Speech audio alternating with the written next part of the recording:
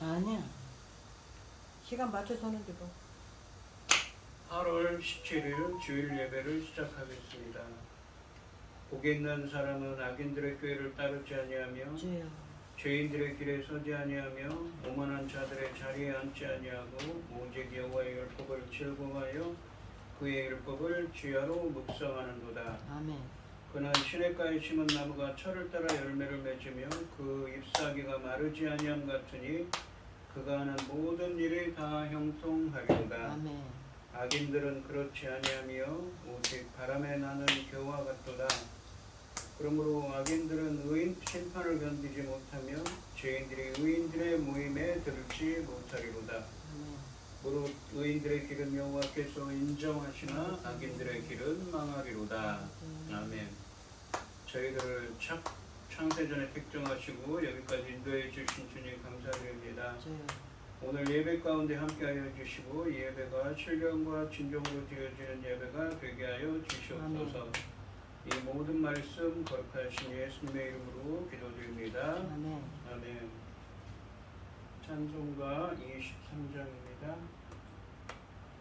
만일이 내게 있으면 그 땅 가지고 내 구주 주시는 종을 늘 찬송하겠네. 내 은혜로우신 하나님 날 도와주시고 그 크신 영광을 입혀 다 알게 하소서. 내 주의 귀한 이름이 날 위로하시고 이 귀의 음악 같으니 참 기락되도다. 내 죄의 권세 깨뜨려 그 결박 푸시고 이 추한 마음을 비로소 고청케 하셨네. 아멘. 사도신경 하시겠습니다. 전능하사 천지를 만드신 하나님 아버지를 내가 믿사오며 그의 아들 우리 주 예수 그리스도를 믿사오니 이는 성령으로 잉태하사 성령 마리아에게 나시고 본디오 빌라도에게 고난을 받으사 십자가에 못 박혀 죽으시고 장사한 지 사흘 만에 죽은 자 가운데서 다시 살아나시며 하늘에 오르사 전능하신 하나님 우편에 앉아 계시다가 저리로서 산자와 죽은 자를 심판하러 오시리라. 성령을 믿사오며 거룩한 공의와 성도가 서로 교통하는 것과 죄를 사하여 주시는 것과 몸이 다시 사는 것과 영원히 사는 것을 믿사옵나이다. 아멘. 교동문 86번입니다. 또 내가 보니 보라 어린 양이 시온산에 섰고 그와 함께 14만 4천이 서 있는데 그들의 이마에는 어린 양의 이름과 그 아버지의 이름을 쓴 것이 있더라. 내가 하늘에서 나는 소리를 들으니 맑은 물소리와도 같고 큰 우레소리와도 같은데 내가 들은 소리는 검은 고 타는 자들이 그 검은 고를 타는 것 같더라. 그들이 보좌 앞과 내 생물과 장로들 앞에서 새 노래를 부르니 땅에서 속량함을 받은 14만 4천인 밖에는 능히 노래를 배울 자가 없더라. 이 사람들은 여자와 더불어 더럽히지 아니하고 순결한 자라. 어린 양이 어디로 인도하든지 따라가는 자며 사람 가운데에서 속량함을 받아 처음 익은 열매로 하나님과 어린 양에게 속한 자들이니 그 입에 거짓말이 없고 흠이 없는 자들이라. 아멘. 찬송가 412장입니다. 내 영혼의 끝이 깊은 데서 맑은 가락이 울려하네. 하늘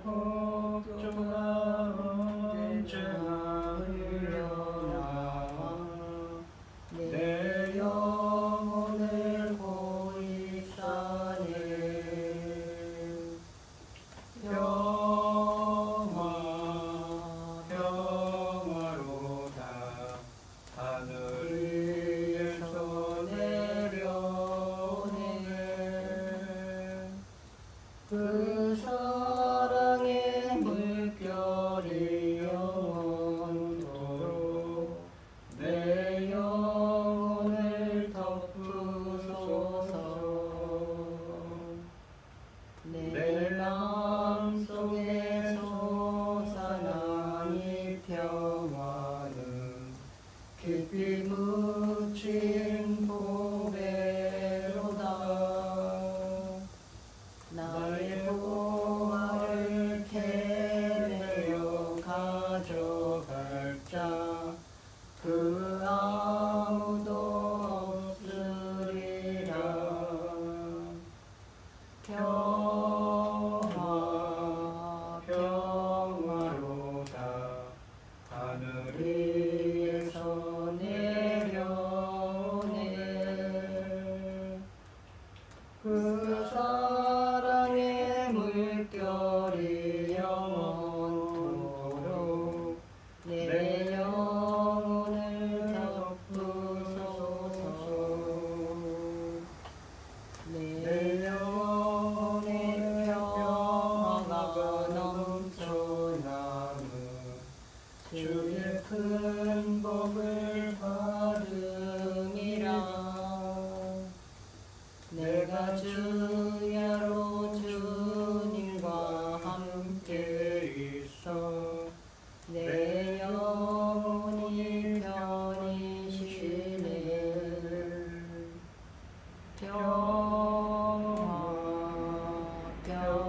평화로다. 하늘 위에서 내려오네. 그 사랑의 물결이 영원토록 내 영혼을 덮으소서. 이 땅 위에 험한 길 가는 동안 참된 평화가 어디 있나.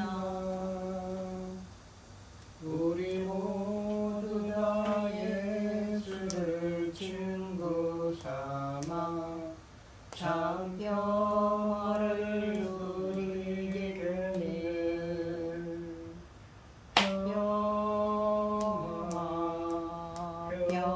평화로다. 하늘 위에서 내려오네. 그 사랑의 물결이 영원토록 내 영혼을 덮으소서. 아멘. 기도하겠습니다. 온 땅이여 여호와께 즐거운 찬송을 부를지어다. 기쁨으로 여호와를 섬기며 노래하면서 그 앞에 나갈지어다. 여호와는 우리 하나님이신 여호와가 우리 하나님이신 줄 너희는 알지어다. 그는 우리를 지으시니요 우리는 그의 것이니 그의 백성이요 그의 기르는 양이로다. 감사함으로 그 문에 들어가며 찬송함으로 그 궁정에 들어가서 그에게 감사하며 그의 이름을 청축할지어다. 여호와는 선하시니 그 인자하심이 영원하고 그 성실하심이 대대에 이르리로다. 아멘. 천지 만물을 지으신 전능하신 하나님 아버지, 어리석고 보잘것없는 저희를 자녀 삼으시고 아버지의 그 크신 사랑 가운데 살아가게 하심을 참으로 감사드립니다. 전능하신 하나님 아버지, 세상은 온통 어지럽고 복잡하고 어수선하고 질서가 없지만은 하나님께서는 이 나라를 붙잡아 주시고 하나님 기뻐하시는 나라가 될 수 있도록 도와주시옵소서. 저희들의 행함이 아버지는 이 민족이 하나님 기뻐하시는 이 민족으로 살아가지 못하고 어수선한 가운데 아버지 악한 일들이 많이 일어났습니다. 용서하여 주시고 이 민족을 하나님 기뻐하시는 이 민족이 될 수 있도록 아버지 지켜주시고 보호하여 주시옵소서. 전쟁으로부터 지켜주시고 온갖 재난과 지진과 어려운 일들로부터 지켜주시옵소서. 전능하신 하나님 아버지, 저희는 항상 하나님 앞에 어리석습니다. 보잘것없습니다. 그럴지라도 하나님께서 붙잡아 주시면 우리는 능히 하나님 기뻐하시는 그 길을 잘 갈 수 있기를 믿고 의지합니다. 전능하신 하나님 아버지, 열매 거둘 중대한 시대에 당신의 사랑하는 종 열매 거둘 말씀으로 단에 세우셨으니 이 말씀으로 아버지께서 기뻐 받으실 열매들이 넉넉히 나올 수 있기를 간절히 소원하옵고, 이 모든 말씀 엉망 죄악 가운데에서 우리를 구원하여 주신 예수 그리스도 이름으로 기도드리옵나이다. 아멘. 오늘 함께 하실 하나님의 말씀은 마태복음 12장 38절에서 45절까지 말씀입니다. 12장 38절에서 45절까지 말씀입니다. 교독을 하겠습니다. 제가 먼저 읽겠습니다. 그때 서기관과 바리새인 중 몇 사람이 말하되 선생님이여 우리에게 표적 보여주기를 원하나이다. 예수께서 대답하여 이르시되 악하고 음란한 세대가 표적을 구하나 이 선지자 요나 표적밖에는 보일 표적이 없느니라. 요나가 밤낮 사흘 동안 큰 물고기 뱃속에 있었던 것 같이 인자도 밤낮 사흘 동안 땅속에 있으리라. 심판 때에 니느웨 사람들이 일어나 이 세대 사람들을 정죄하리니 이는 그들이 요나의 전도를 듣고 회개하였음이거니와 요나보다 더 큰 이가 여기에 있으며 심판 때 남방 여왕이 일어나 이 세대 사람을 정죄하리니 이는 그가 솔로몬의 지혜로운 말을 들으려고 땅 끝에서 왔음이거니와 솔로몬보다 더 큰 이가 여기 있느니라. 더러운 귀신이 사람들에게서 나갔을 때에 물 없는 곳으로 다니며 쉬기를 구하되 쉴 곳을 얻지 못하고 이에 이르되 내가 나온 내 집으로 돌아가리라 하고 와보니 그 집이 비고 청소되고 수리되었거늘 이에 가서 저보다 더 악한 귀신 일곱을 데리고 들어가서 거하니 그 사람의 나중 형편이 전보다 더욱 심하게 되느니라. 이 악한 세대가 또한 이렇게 되리라. 아멘. 찬송가 200장입니다. 달고 묘한 그 말씀 생명의 말씀은 귀한 그 말씀 진실로 생명의 말씀이 나의 길과 믿음 밝게 보여주니 아름답고 귀한 말씀 생명샘이로다. 아름답고 귀한 말씀 생명샘이로다.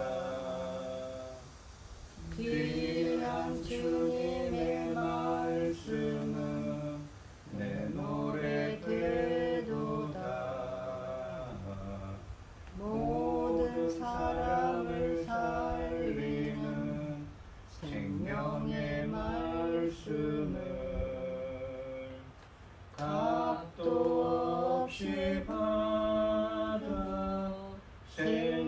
생명길을 가니 아름답고 귀한 말씀 생명샘이로다. 아름답고 귀한 말씀 생명샘이로다. 널리 울리어 퍼지는 생명의 말씀은 마음의 용서와 평안을 골고루 주나니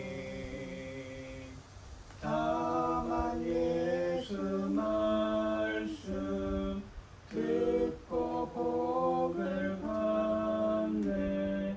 아름답고 귀한 말씀 생명샘이로다. 아름답고 귀한 말씀 생명샘이로다.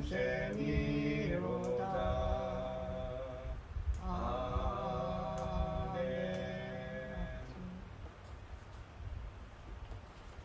오늘 본문 말씀의 제목은 악하고 음란한 세대입니다. 이 마태복음 12장 24절 말씀에서 예수님께서 이 귀신 들린 사람이 있었는데 그 사람에게서 이 귀신을 쫓아내는 기적을 행하셨습니다. 그것을 보고 바리새인들이 이 귀신의 왕인 바알세불을 힘입어서 그 일을 한다고 비난을 했습니다. 그들이 그러한 말을 하자 예수님께서는 지난 시간에 이 30장부터 30절부터 37절까지 말씀에서 지난 시간에 이러한 비난을 하는 자들은 성령이 하는 일을 비난한 모독하는 것이라고 하시면서 그들의 죄를 사함을 얻지 못할 거라고 이렇게 저주의 말씀을 하셨습니다. 이에 오늘 본문 말씀에 보시면 이 바리새인들은 이 서기관들과 함께 예수님께 또 다른 기적을 행하라고 요청을 합니다. 그들은 믿음이 없었던 것이지요. 결국은 그들의 운명에 대해서 이렇게 예수님이 행하는 기적을 보고도 이 믿음으로 반응하지 않는 그 악하고 음란한 세대가 어떠한 결말을 맞을 것인지 어떠한 심판을 당하게 될 것인지 말씀하고 계십니다.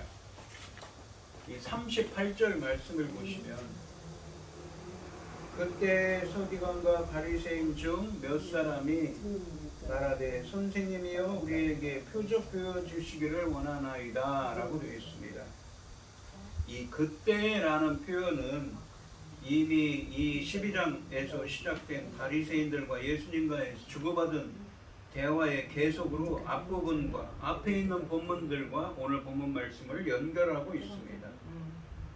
또한 한글 성경에는 없지만 헬라어 원문으로는 그때라는 그때를 의미하는 단어 다음에 대답했다라는 이 단어가 있습니다.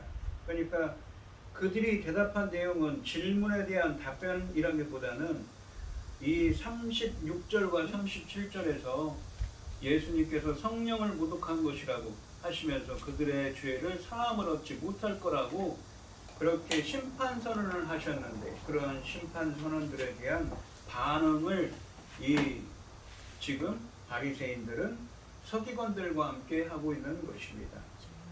24절 말씀에서 예수님의 귀신을 쫓아내는 기적을 바알세불의 힘을 힘입어서 한 일이라고 돌렸던 바리새인들은 결코 죄 사함을 얻지 못하는 죄에 대한 예수님의 날카로운 경고에 대답하고 있는 것입니다. 그런데 이 반응을 보인 사람들로 바리새인들에 더하여 서기관들도 함께 언급됩니다. 서기관들은 전문적으로 율법을 연구하는 율법 학자들입니다.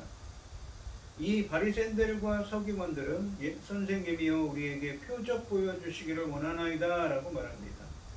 서기관들과 합세하여 바리새인들은 예수님께 그분의 진정한 권위를 입증할 만한 더 획기적인 표적을 보여달라고 합니다. 그들은 예수님의 심판 선언들의 권위를 입증할 증거들을 요구하고 있는 것이지요. 이 마태복음에서 보시면 선생님이라는 디다스칼로스라는 이 헬라어는 예수님의 제자들이 아닌 사람들, 그러니까 예수님이 제자들이 아닌 사람들이 예수님을 부를 때 하는 말씀입니다. 이 선생님이라는 호칭이 부정적인 호칭은 아니지만 마태복음에서 이 육례상 이 호칭은 그들의 요구의 진정성에 의문을 품게 하는 호칭입니다. 사실 그들은 이미 예수님의 메시아적인 권위를 입증하기 위해 충분한 기적들을 많이 보았습니다. 그리고 그러한 기적들을 행했다는 말을 들었지요.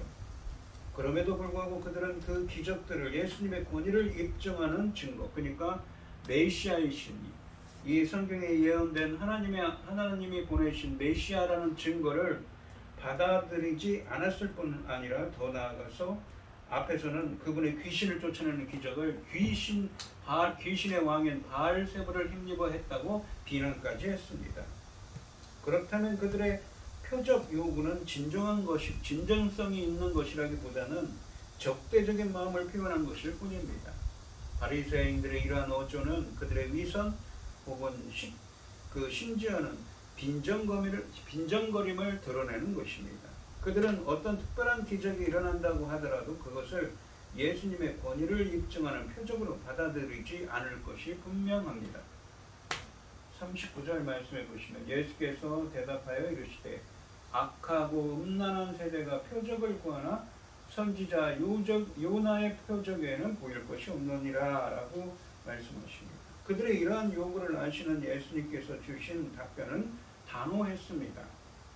먼저 예수님은 악하고 음란한 세대가 표적을 구한다고 하십니다. 예수님은 이러한 바리새인과 서기관들의 이 종교 지도자들의 질문에 대해 그들이 대표하는 이 세대 전체를 대상으로 답변하시는데, 예수님은 이처럼 진정성 없이 표적을 구하는 자들을 악하고 음란한 세대라고 규정합니다. 악한으로 번역된 헬라어는 마태복음에서 최후 심판을 받을 대상으로 묘사될 때 주로 사용되는 단어입니다. 또한 음란하다라고 번역된 이 히브리어는, 이 헬라어는 신약 성경에서 항상 이 세대를 뜻하는 단어와 함께 사용되는데, 구약 성경에 보시면 이 음란하다는 표현은 이스라엘 백성들이 하나님을 저버리고 이 우상을 숭배할 때 이러한 표현을 쓰는 단어였습니다. 하나님께 충실하지 않고 다른 신들에게 마음을 돌리는 이스라엘을 묘사하는 데 사용됐습니다. 하나님은 이 언약 백성과 하나님의 관계를 성경에서는 결혼 관계를 표현합니다. 그런데 남편이신 이 하나님을 저버리고 아내인 하나님의 백성들이 다른 신을 섬기는 것을 이렇게 외도를 하고 음란하다고 표현하는 것이지요. 이처럼 하나님께서 보내신 예수님을 영접하지 않고 거절하는 이스라엘 백성은 하나님을 섬기는 데 실패하고 다른 신들에게 마음을 돌린 음란한 세대인 것입니다. 예수님은 그러한 이 세대에게 선지자 요나의 표적밖에는 보일 표적이 없다고 말씀하십니다. 이 40절 말씀을 보시면 요나가 밤낮 사흘 동안 큰 물고기 뱃속에 있었던 것 같이 인자도 밤낮 사흘 동안 땅 속에 있으리라. 이 39절 말씀에 선지자 요나의 표적이 무엇인지 40절에서 설명하십니다. 요나가 밤낮 사흘 동안 큰 물속에 뱃속에 있었던 것 같이 라는 구절은 요나서 1장 17절 하반절에 나오는 구절입니다. 40절 말씀은 요나가 큰 물고기 뱃속에서 겪은 죽음과도 같은 경험은 예수님께서 땅속에서 겪게 될 죽음의 경험을 내다보는 모형이 된다는 말씀입니다.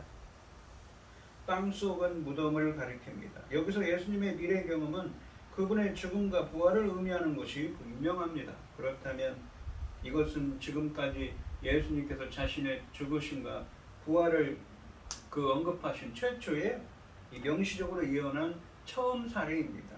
이처럼 예수님은 이 세대에게 자신의 죽음과 부활의 표적은 보여주실 가능성을 열어두고 계십니다. 하지만 결국 이 표적도 예수님에게 적대적인 이 세대에게는 긍정적인 반응을 불러일으키지 못할 것이라는 점은 41절 말씀에서 분명해집니다. 여기 보시면 이 밤낮 사흘이라는 표현이 나옵니다.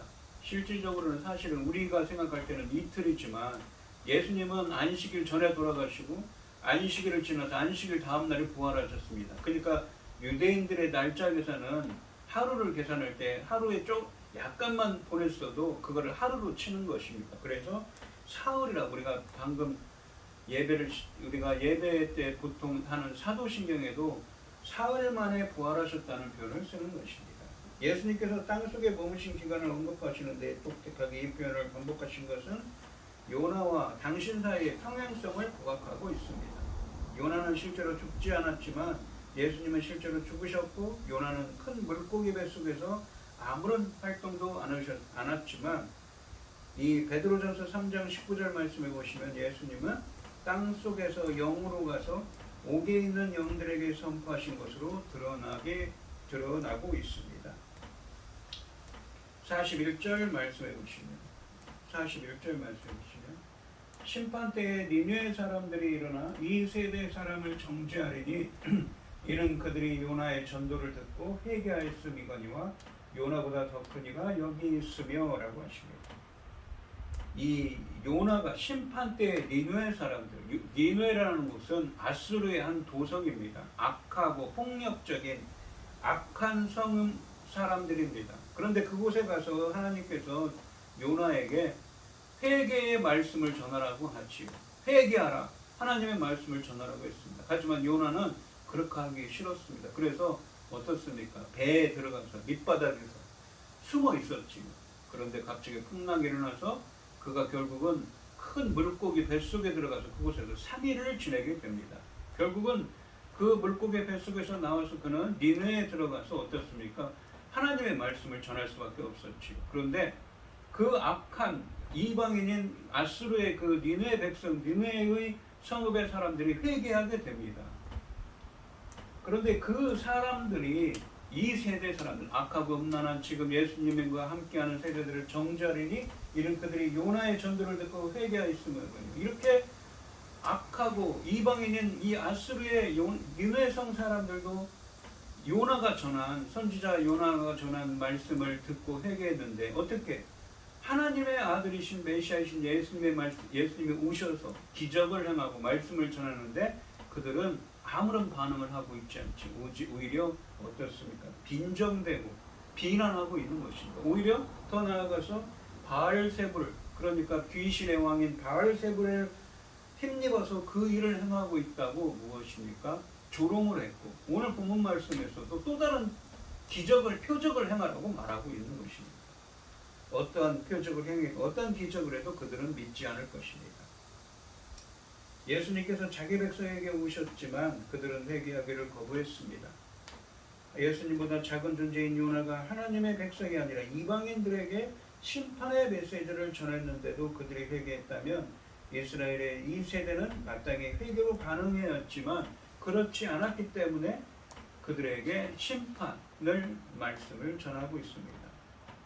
요나의 표적은 이방의 백성이 회개로 반응한 사건으로서 예수님의 설교에 적대적으로 반응하거나 반응하지 않은 이 세대를 향한 경고의 근거가 되고 있습니다. 42절 말씀을 보시면 심판 때에 남방 여왕이 일어나 그러니까 다른 예를 들었습니다. 이 세대 사람을 정죄하리니 이는 그가 솔로몬의 지혜로운 말을 들으려고 땅 끝에서 왔음이거니와 솔로몬보다 더 큰 이가 여기 있느니라. 이 열왕기상 10장 역대하 9장 말씀해 보시면 스바의 여왕이 나옵니다. 이 스바의 여왕은 솔로몬이라는 유대의 솔로몬이라는 이스라엘의 솔로몬이라는 사람 왕의 갖고 있는 지혜에 대한 소문을 듣고는 먼 나라에서 그 소문을 듣고 옵니다. 와서 정말 그가 하나님의 기름 부음을 받은 왕으로서 정말 하나님의 지혜를 이기하는지 보게 되고 그것을 체험하게 되죠. 그런 사람과 대조해서 이 세대 예수님과 함께하고 있는 사람들은 예수님의 지혜이신 예수님의 말씀을 듣지만 그들은 올바로 반응하지 않습니다. 믿음으로 반응하지 않고 오히려 예수님을 거부하였던 것이지요. 그래서 그들에게 정죄, 심판을 선포할 것이라고 말씀하고 있는 것입니다. 스바의 왕은 지혜가 넘치는 솔로몬의 말과 행동을 보고 진리를 깨달았는데 이 세대는 솔로몬보다 더 큰 지혜 자체이신 예수님의 가르침을 듣고서도 진리를 깨닫지 못한다면 그들은 심판 때에 하나님의 정죄를 피할 여지가 없는 것이 너무나도 분명합니다. 사실 예수님과 솔로몬의 이런 모형론의 연관성은 두드러진 것이지요. 이 43절부터 45절까지 말씀에서는 악한 세대의 운명에 대해 말씀하고 계십니다. 43절에 보시면 더러운 귀신이, 그러니까 이야기가 약간 전환됩니다. 그러니까 여기 42절까지에서는 그런 거죠. 바리새인들이 서기관들과 같이 와서 예수님이 행한 말씀과 표적들을 인정하지 않고 또 다른 기적을 행하려고 말합니다. 예수님을 빈정대고 예수님을 업신여기고 있죠. 믿음으로 반응하지 않았습니다. 그래서 그들을 향해 그들이 얼마나 큰 죄악을 범하고 있는지 말씀하고 있었습니다. 그러면서 그들의 운명에 대한 이야기를 43절부터 합니다. 더러운 귀신이 사람에게서 나갔을 때에 물 없는 곳으로 다니며 쉬기를 구하되 쉴 곳을 얻지 못하고, 그러니까 22절부터 28절까지 말씀에 나오는 귀신 들린 사람들이 예수님이 있었는데 예수님이 그 귀신 들린 사람을 어떻게 했습니까? 쫓아냈지요. 마치 그 말씀을 회상하게 합니다. 먼저 더러운 귀신이 사람에게서 나갔다고 하시는데 이것은 쫓겨났다는 의미입니다.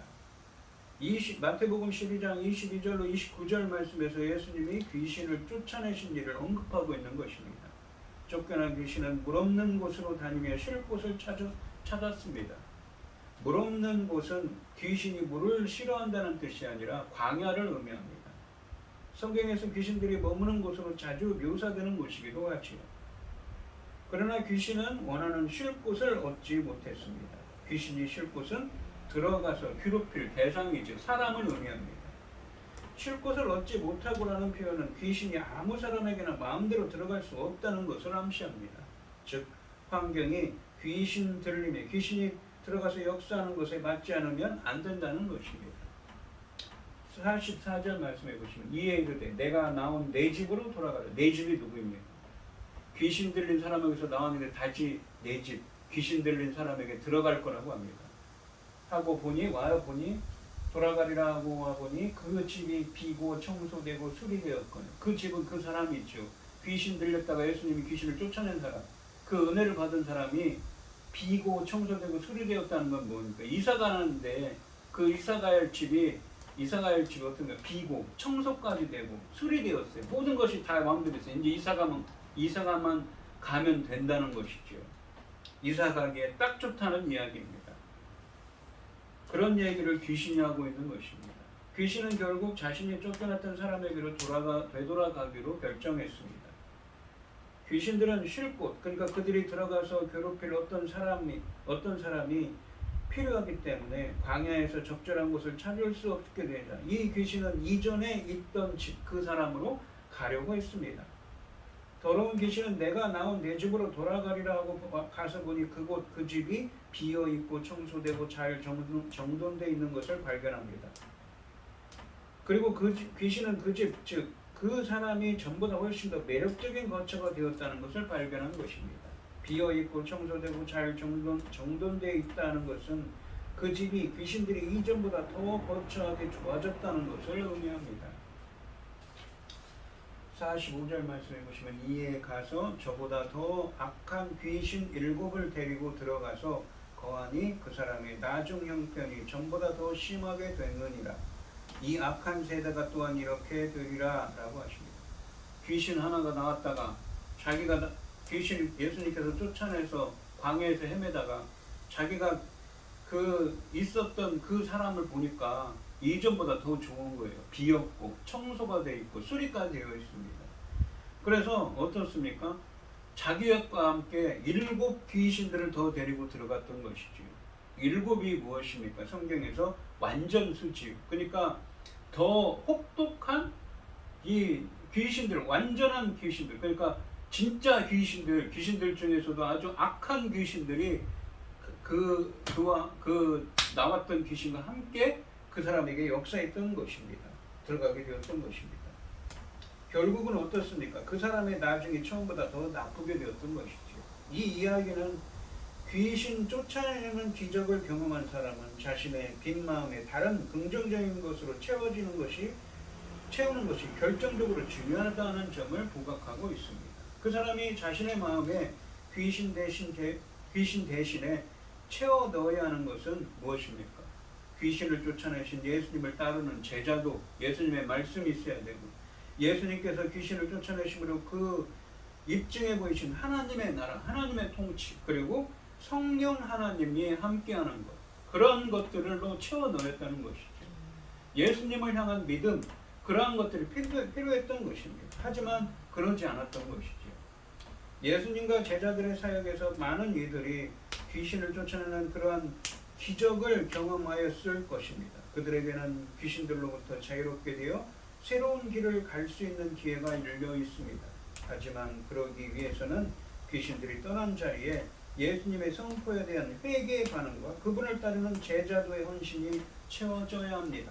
그러지 않으면 이전 상태보다 더 나쁜 상태로 귀결될 수밖에 없음을 보여주고 있는 것입니다. 하지만 그들 중 많은 사람들은 그처럼 놀라운 경험을 하고서도 예수님의 하나님 나라 선포에 반응하지 않았고, 마침내 그 귀신을 쫓아내는 기적을 바알세불의 것으로 돌리는 바리새인들에게 동조하는 심각한 상황에 빠져들었던 것입니다. 예수님은 그러한 자들을 이 악한 세대라고 규정하시고 그들의 미래 운명이 처음 상태보다 더 비참한 지경에 빠지게 될 것이라고 경고하셨던 것입니다. 그러니까 예수님 앞에서는 무엇입니까? 중간지대라는 것은 없습니다. 예수님이냐 아니냐 오직 예수인 것이지요. 그러지 못하면 어떻습니까? 돌이킬 수 없는 악한 것들로부터 결국은 악한 것들로 채워질 수밖에 없다는 것이 말씀인 것이죠. 표적 자체만으로 충분하지 않은 것입니다. 표적을 경험한 자들이 믿음을 가져야 하는 것입니다. 정말 무서운 말씀인 것이죠. 오늘 본문 말씀을 보시면 예수님은 회개하지 않는 자들을 책망하고 계십니다. 요나의 표적과 솔로몬의 예를 드셔서 회개하지 않는 자들을 질책하고 계십니다. 예수님은 요나의 표적의 실체이며 솔로몬보다 크신 분입니다. 요나와 솔로몬을 통해서 믿었던 사람들은 요나보다 크시고 솔로몬보다 크고 크신 예수님을 보고서도 믿지 않았던 것입니다. 우리는 마음이 굳지 않아야 합니다. 이 세대 사람들이 완악한 마음을 버리고 주님께로 돌아오도록 기도해야 하겠습니다. 또한 예수님의 이 귀신을 쫓아내는 기적을 경험한 자라 해도 악한 영이 쫓겨나간 자리에 예수님을 따르는 제자도가 하나님 나라가 채워지지 않는다면 더 많은 악한 영들의 공격에 다시 자리를 내줄 수밖에 없다는 것을 볼 수가 있습니다. 이처럼 예수님의 복음을 듣고 그 복음의 능력을 경험하는 것만으로는 충분하지 않습니다. 중요한 것이 무엇입니까? 그 복음에 적극적으로 반응해서 믿음을 가지고 예수님을 따르는 제자가 되어야 되는 것이지요. 그리고 그 결과 예수님을 왕으로 섬기며 그분의 다스림을 받아 삶의 모든 영역에서 하나님의 나라의 은혜를 누리는 것이 절대적으로 필요한 것입니다. 그렇지 않으면 아무리 기적을 경험했다 하더라도 이내 사라지고 악한 귀신들의 세력에 자신을 내주게 되는 위험이 따르게 된다고 본문은 말씀하고 계시는 것입니다. 오늘 이 시간 성도님들도 복음에 긍정적으로 반응해서 믿음으로 반응해서 예수님을 따르는 하나님 나라의 백성, 예수님의 제자가 되는 은혜가 함께 하시기를 주님의 이름으로 축원드리겠습니다. 기도하겠습니다. 하나님 아버지 감사합니다. 아무리 기적을 체험하고 복음을 들었다고 해도 그것을 믿음으로 반응하지 않은 자들에게는 하나님의 악한 영들이 역사하여서 그를 이전보다 더 어려운 상태로 빠지는 그러한 하나님의 심판에 놓이게 됨을 우리는 보게 됩니다. 저희들은 하나님의 말씀을 듣고 그 복음을 통하여서 더욱더 우리의 믿음이 굳건하게 하여 주시옵시고 하나님의 백성이 예수님을 따르는 제자 즉 하나님 나라의 백성이 될 수 있도록 주님께서 붙들어 주시고 함께하여 주시옵소서. 이 모든 말씀 거룩하신 예수님의 이름으로 기도드리옵나이다. 아멘. 찬송가 521장입니다. 구원으로 인도하는 그 문은 참 좁으며 생명으로 인도하는 그 길은 참 험하니 우리 몸에 지고 있는 그 더러운 죄를 하나씩 벗어놓고 힘써서 들어갑시다. 구원으로 인도하는 그 좁은 문 들어가 영생으로 인도하는 그 생명길 갑시다. 이 세상에 많은 사람 큰 문으로 들어가 넓은 길로 갈지라도 멸망으로 끝나니 세상 없던 부귀영화 모두 내어버리고 주의 말씀 순종하여 그 생명길로 갑시다. 구원으로 인도하는 그 좁은 문 들어가 영생으로 인도하는 그 생명길 갑시다. 구원 되었으니 주의 분노입니다. 주저 말고 들어가서 생명길로 갑시다. 구원의 문 닫힌 후에 들어가고 싶으나 한 번 닫힌 구원의 문 또 열려지지 않으리. 구원으로 인도하는 그 좁은 문 들어가 영생으로 인도하는 그 생명길 갑시다. 아멘. 찬송가 5장을 하시고 축도하심으로 오늘 예배를 마치겠습니다. 이 천지가 만물들아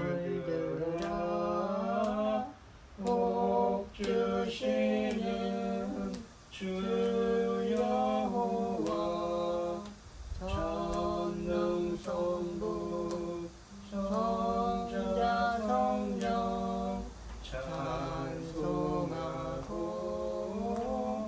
찬송하세. 아멘. 예물위에 기도하고 축도하심으로 오늘 예배를 마치겠습니다.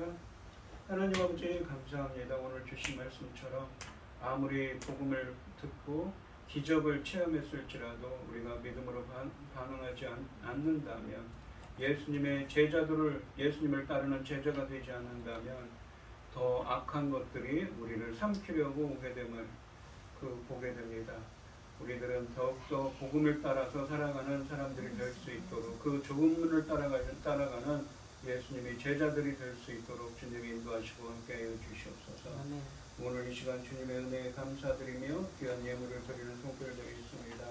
김혜순 권사님, 최백명 집사님, 고현희 집사님, 주님께서 붙들어 주시옵시고, 바라옵건대 우리 김혜순 권사님 아픈 곳을 깨끗하게 낫게 하여 주시옵시고, 치료의 광선을 발하여 주셔서 아픈 곳을 깨끗하게 나을 수 있도록 붙들어 주시옵소서. 기뻐보다 흠명하여 주실 줄 믿사오며 이 모든 말씀 거룩하신 예수님의 이름으로 기도드리옵나이다. 아멘. 이제는 주 예수 그리스도의 은혜와 아버지 하나님의 극진하신 사랑과 성령의 교통하심이 성도들 머리 위에 이제로부터 영원히 함께 있을지어다. 아멘.